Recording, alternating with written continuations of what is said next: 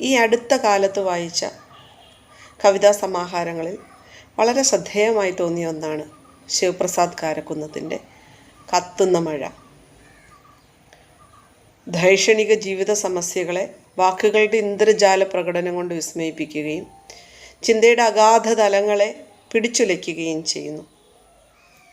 അനുഭൂതിയുടെ സർഗപ്രപഞ്ചം സൃഷ്ടിക്കുന്ന അതുല്യ കലാകാരനാണ് ശിവപ്രസാദ്. മറഞ്ഞിരിക്കുന്ന, ആരാലും ശ്രദ്ധിക്കപ്പെടാതെ പോയ അതുല്യനായൊരു കലാകാരനാണ് ഇദ്ദേഹമെന്ന് എനിക്ക് തോന്നി. കുറഞ്ഞ വരികളിൽ ജീവിതത്തെ ആറ്റിക്കുറുക്കി അവതരിപ്പിച്ചിരിക്കുന്നു.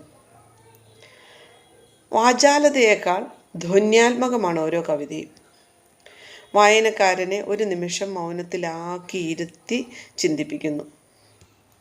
വിരഹവും മരണവും വേദനയും ഹാസ്യവും കലഹവും എല്ലാം ഇഴപിരിക്കാനാവാത്ത വിധത്തിലുള്ള ജീവിതായോധന സബര്യകളാണെന്ന് ഓരോ കവിതയും നമ്മെ ഓർമ്മിപ്പിക്കുകയാണ്. കവിതയിൽ പലയിടത്തും കറുപ്പൊരു ബിംബമായിട്ട് പ്രത്യക്ഷപ്പെടുന്നതായിട്ട് കാണാം. എൻ്റെ വായനയിൽ അയ്യപ്പ പണിക്കർ മാഷിൻ്റെ കറുത്ത ഹാസ്യത്തെ ഓർമ്മയിലേക്ക് കൊണ്ടുവരാനായിട്ട് ഈ കറുപ്പ് ബിംബമായി വരുന്ന കവിതകൾ സഹായിച്ചു. ഓരോ കവിതയും ബിംബാത്മകമാണ്. ഞാൻ കുറച്ച് വരികൾ, ഓരോ കവിതകളിലെ കുറച്ച് വരികൾ വായിക്കാം. പഠിച്ചു വച്ച വിശുദ്ധ പുസ്തകങ്ങൾ ഇലകൾ മുള്ളുകളുടെ മുഖം മൂടി അന്ധരാക്കി. വെട്ടിക്കീറിയപ്പോൾ നീട്ടിയ കൈക്ക് കിട്ടിയ പച്ചത്തെറിയാണ് അറിവ്. ശലഭച്ചുഴിയിൽ നിന്ന് ഉടലും വിരലും വെള്ളം കിട്ടാൻ വിയർക്കുമ്പോൾ, ജീവൻ അസ്തമിക്കും മുമ്പ് പൊട്ടിത്തെറിച്ച കുരച്ച നാവും കുതിച്ച കാലും, വെയിലിൻ്റെ വേര് ഉണരുമ്പോൾ,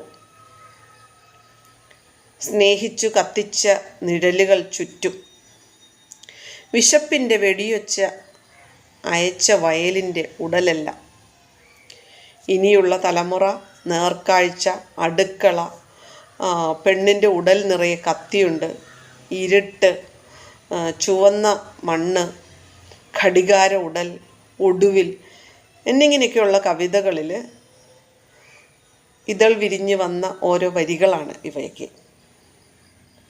നിരവധി വരികളിൽ എഴുത്തുകാരൻ്റെ അതീന്ദ്രിയ സർഗാത്മക ശേഷി നമുക്ക് തൊട്ടറിയാനായിട്ട് സാധിക്കും. വാക്കുകൾ കൊണ്ടുള്ള ഒരു അസ്ത്രവിദ്യ തീമഴയായി അനുവാചകനിലേക്ക് ഒഴുകിയിറങ്ങുന്നു.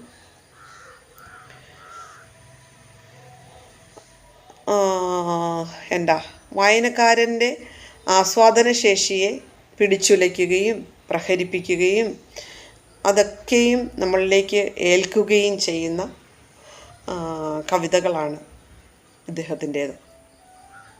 കവിതയെ വിശകലന വിധേയമാക്കാൻ പഠിതാവിനെ അല്ലെങ്കിൽ വായനക്കാരനെ പ്രേരിപ്പിക്കുന്ന വിധത്തിലുള്ള ഓരോ കവിതയും ജീവിതത്തിൻ്റെ വിവിധ തുറകളെ തുറന്നു കാട്ടുന്നുണ്ട്.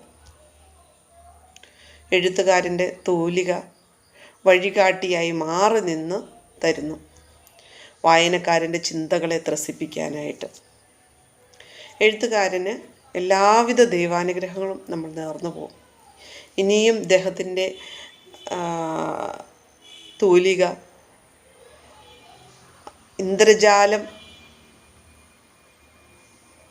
ഒരു ഇന്ദ്രജാല പ്രകടനം പോലെ ഒഴുകിയിറങ്ങി അനുവാചകരെ ത്രസിപ്പിക്കാൻ വിധത്തിലുള്ള ധാരാളം കവിതാ സമാഹാരങ്ങൾ ഉണ്ടാകട്ടെ എന്ന് ഹൃദയപൂർവ്വം നമ്മൾ ആഗ്രഹിച്ചു പോകുന്നു.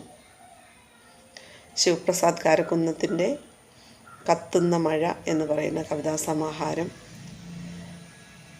വളരെ ശ്രദ്ധേയമാണ്. കവിത വായിക്കാനും ആസ്വദിക്കാനും താല്പര്യമുള്ളവർക്ക് എടുത്ത് വായിക്കാൻ പറ്റുന്ന കവിതാ സമാഹാരവുമാണ്. നന്ദി.